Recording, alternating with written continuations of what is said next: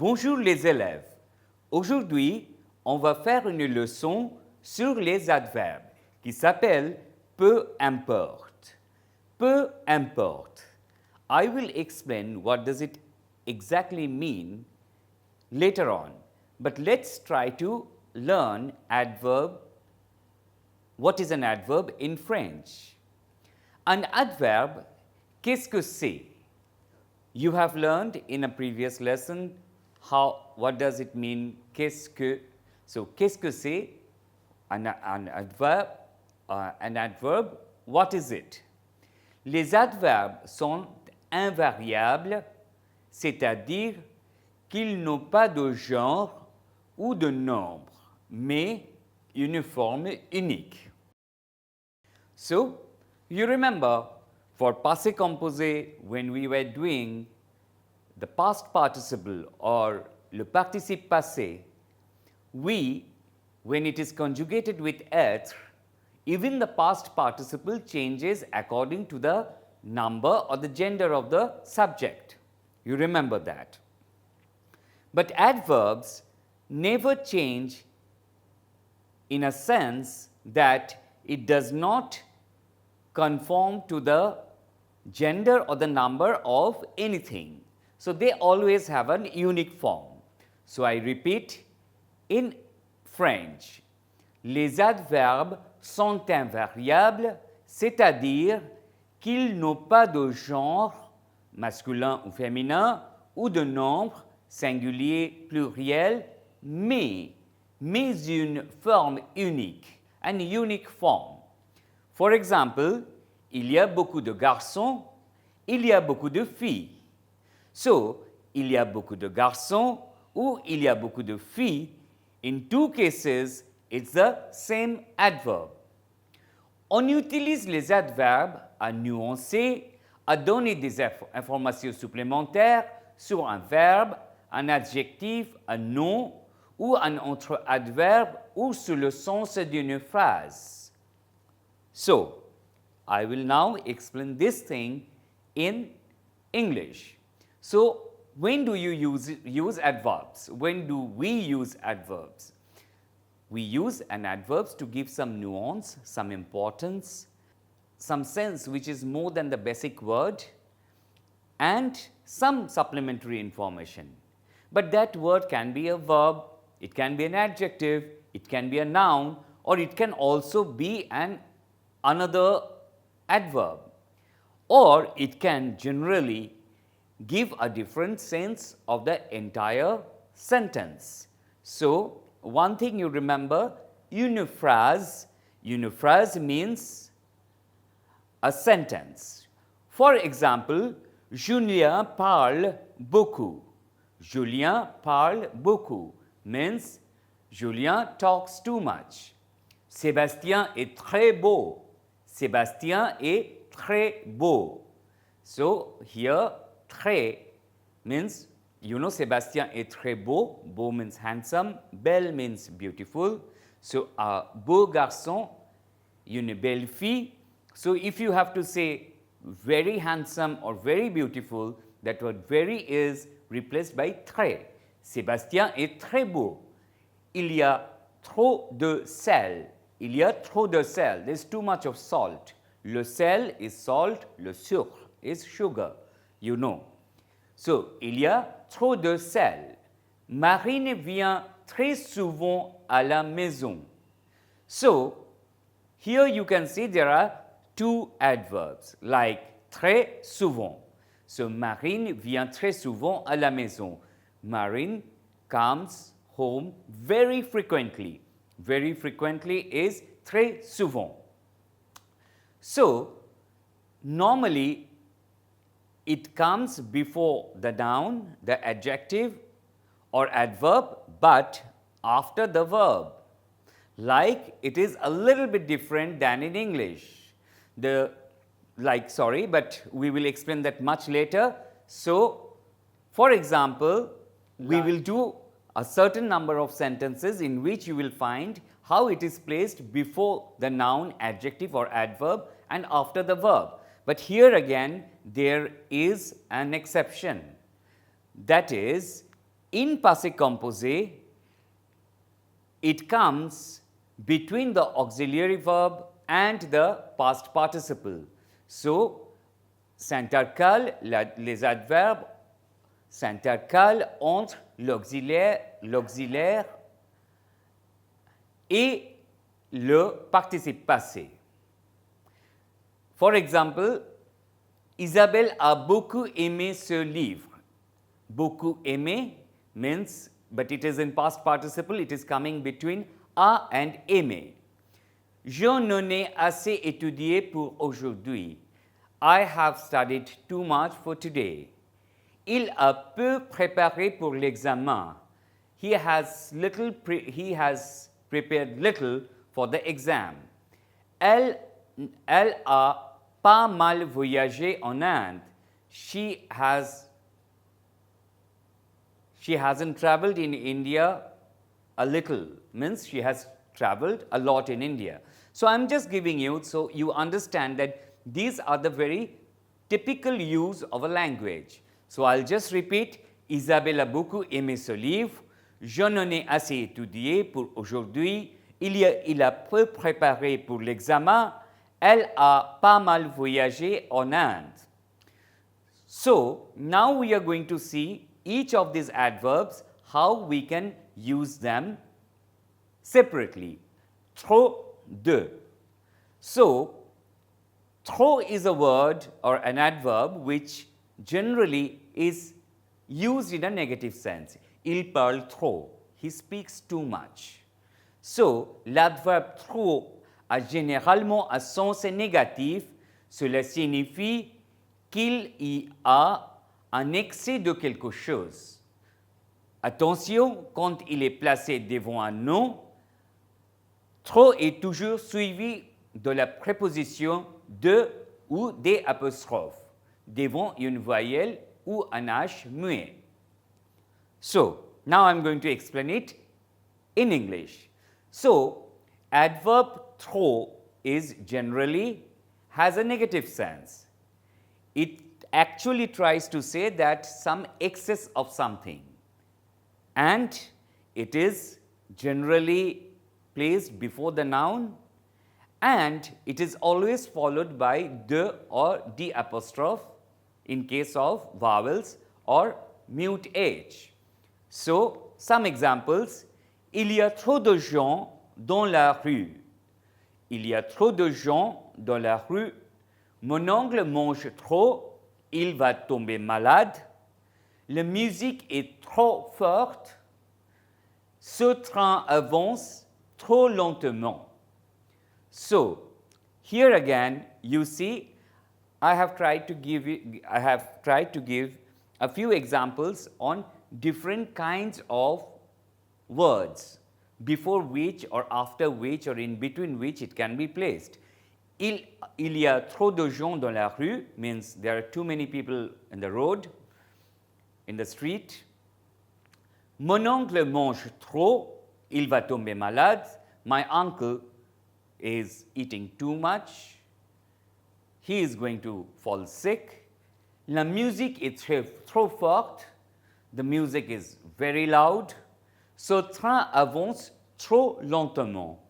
This train is moving very slowly. So, now another some expressions, like I am just giving like some examples. Exagérer, essayer de se faire remarquer par tous les moyens. So, like when you are using trop, it is exaggeration, excess, or doing something more than usual. Il essaie de se faire remarquer par ses camarades, mais il en fait toujours trop. il essaye de se faire remarquer par ses camarades. He always wants to catch the attention of his friends, but he does it a bit too much. Tu en fais trop pour tes enfants. Ils sont capables de leurs études tout seuls.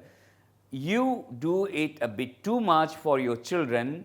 They are capable of doing their studies on their own. So in these two cases, you see how trop is used a slightly different. So remember, il essaye de se faire remarquer par ses camarades, mais il en fait toujours trop. Tu en fais trop pour tes enfants, ils sont capables de faire leurs études tout seuls. So now, très is another adverb. Très is an adverb which is used in front of an adjective or another adverb, and it kind of amplifies the sense.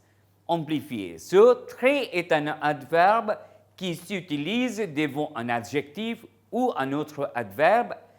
Il sert à les amplifier. So, I just said the meaning in English, so you understand. Très est un adverbe qui s'utilise devant un adjectif ou un autre adverbe. Il sert à les amplifier. For example, Claire est très grande, means Claire is too tall. Nicolas se lève très tôt. You know this verb, se lève means to get up. So Nicolas gets up very early. So these are one adjective and one adverb. So after this, très sert souvent à décrire des sensations basiques, comme la faim, le soif, le froid, bref, toutes les sensations que les enfants ressentent dès qu'un voyage en voiture. What I wanted to say here is, très is also a thing that is often used par les enfants. Like when they say, j'ai très faim, I'm very hungry, j'ai très soif, I'm very thirsty, j'ai très froid, means it's very cold, it's very cold. J'ai très peur, means, or j'ai très envie de, I want something. So, très is something which amplifies. Il fait très chaud, il fait très froid, il fait humide, il accompagne aussi bon et bien. So, très you can also you use with bon or bien. For example, ce film est très bien, means this is a very good film. Or ce croissant est très bon, means this croissant is very delicious. So, bon here means delicious. So, these are the typical French words that you will come across when you read any book. So, remember, très is also something that amplifies, and that can also, children use it very much. J'ai très faim means I'm very hungry. J'ai très soif, I'm very thirsty. So, these are the things try to use even your everyday conversation in French. So, il accompagne aussi de bon et bien, that means, ce livre est très bon, or you can say, and as I told you, ce film est très bon, le café est très, ce film est très bien, le café est très bon. It is used in spite and despite any gender. Beaucoup de means many. So, beaucoup is always mostly followed by preposition de. So, beaucoup de peut se placer après un verbe ou devant un nom en étant accompagné de la préposition de. Après un verbe, il exprime intensité devant un nom, il indique un grand nombre de. So, I will explain it now in English. Beaucoup de peut se placer après un verbe ou devant un nom. So, beaucoup de you can use after a verb or before a noun. So, when it is put before a noun, it means many or big quantity of something. And when it is after a verb, it expresses the intensity. So, I repeat, beaucoup de peut se placer après un verbe ou devant Un nom en étant accompagné de la préposition de. Après un verbe, il exprime l'intensité et devant un nom, il indique un grand nombre de. For example, il y a beaucoup de monde au concert de ce chanteur. Il y a beaucoup de monde means there are many, big crowd, a great number of crowd au concert de ce chanteur, of this singer. Je l'aime beaucoup means I like that person too much. Je l'aime beaucoup. So here it is after the verb, davantage de. So we are going to learn another adverb which is a formal and more used in writing, which is equivalent to plus de. So, davantage est un synonyme de plus de. Il est généralement placé après un verbe, mais aussi il peut parfois être devant un nom. Il s'emploie le plus souvent à l'écrit car il appartient à un registre plutôt formel. So this is the French way of saying it. So what I said, that it is synonymous to plus de, and it is usually placed after a verb and before a noun. Il s'emploie le plus souvent à l'écrit because it is a formal writing form of plus de, so it is normally used in writing. So, il faut que vous étudiez davantage. Il faut que vous étudiez davantage. It's after a verb. Ceux-ci mangent davantage de fruits et de légumes. Attention, ne confondez pas davantage et davantage. So there is two davantage. It can be davantage the adverb or it can be the apostrophe avantage. So un avantage est un élément qu'on possède le plus par rapport aux autres. So this thing I'm just giving you as a basic information, but don't break your head on this because we are going to learn it later in much details. So there is another adverb, assez de or pas assez de. Assez de is enough. Enough, l'adverbe assez de se réfère à une quantité suffisante et pas assez de à une quantité insuffisante. Il généralement accompagné d'un nom ou d'un adjectif, mais il peut aussi suivre d'un verbe. So, I'll just explain you what I read. So, assez means assez de. Assez is always followed by the preposition de. Assez de actually refers to a sufficient quantity, and pas assez de refers to a insufficient quantity. So, it is normally it follows by a noun or an adjective, or it can also be a verb.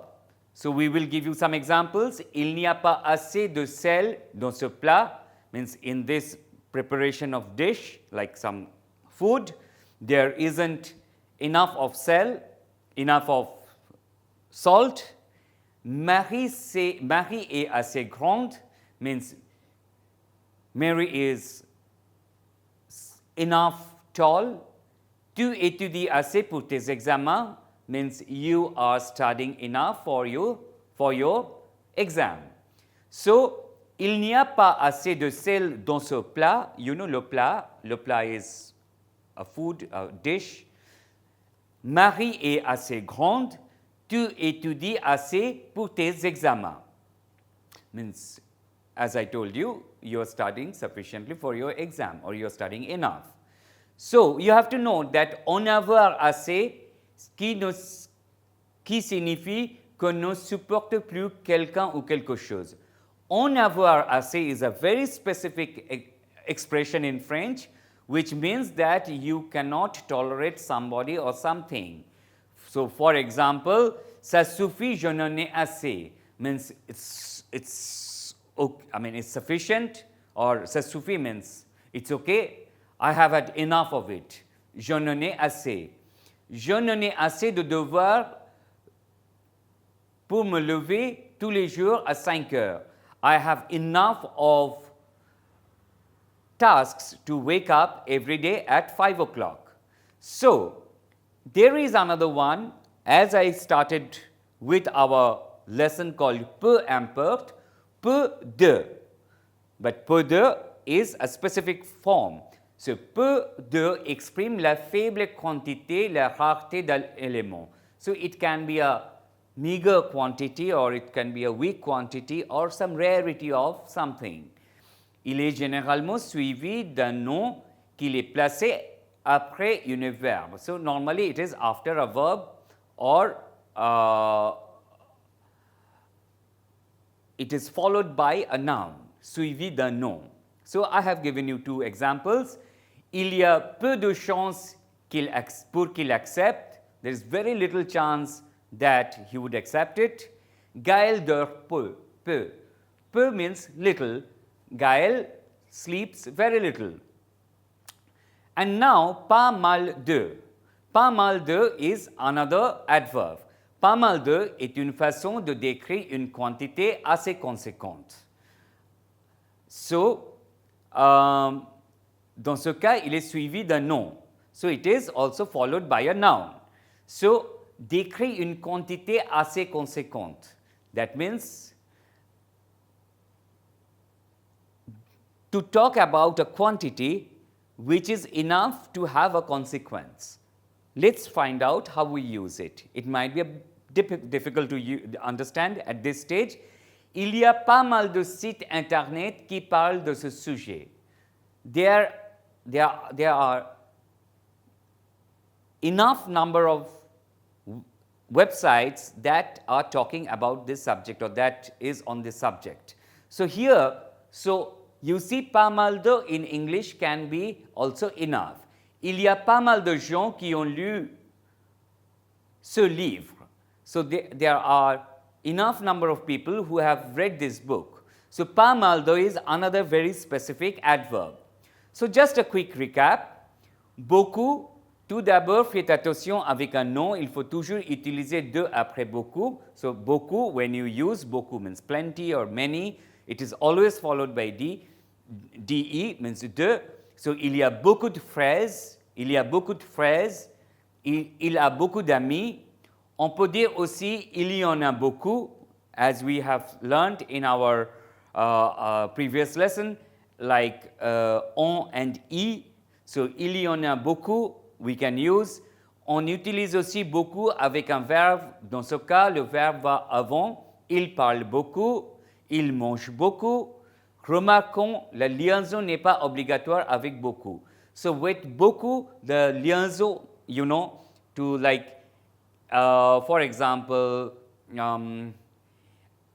beaucoup is not, there is no liaison with the next word if it starts with A, E, I, O, U and mute H.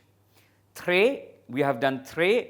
Très is something which is actually intensifies, as I have told you. Il est très fatigué. Il court très lentement. Il court means courir, you know, to run. Il court très lentement. Attention, la liaison est obligatoire. So, whenever très is followed by A, E, I, O, U and mute H, so you have to, for example, il est très aimable, he is very lovable. Il est très aimable. So, T-R-E-S, you have to actually do the liaison with A, E, I, O, U and H mute. Then trop. Trop is actually talks of negative value, I mean like too much. Il peut modifier un nom, verbe, adjective, as I told you. Let's go to the explanation, examples directly. Il y a trop de monde ici, means there are too many people here. Il mange trop, il va grossir, means he eats too much, he is going to put on weight. Il est trop stupide, means he is very stupid. Il ne réussira pas cet examen, he is not going to clear this exam. Il boit trop vite, il va avoir du mal au ventre. He is drinking too fast, he is going to have some stomach problem, mal au ventre. Mal au ventre. So, remember this new expression. then trop is invariable comme tous les adverbes en français, sauf exposition. So, liaison n'est pas obligatoire avec trop. So,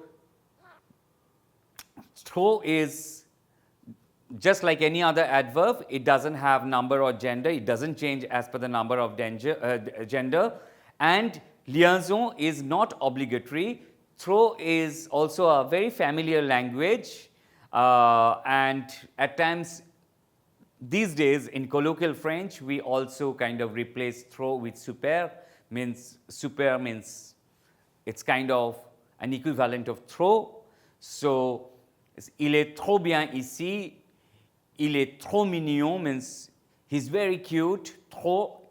So, there are usage of trop which is also something that goes beyond the concept of something negative.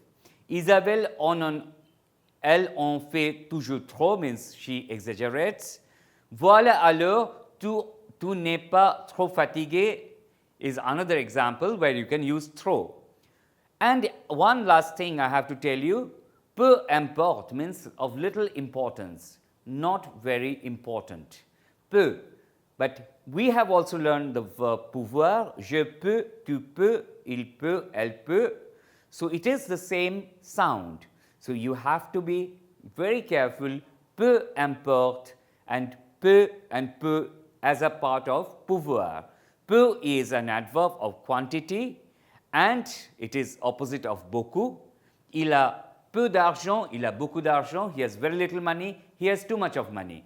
So, peu is something which means he can, and I have given 2-3 examples like il boit peu means he drinks too little, and cette école a peu d'élèves means like there are very little number of students.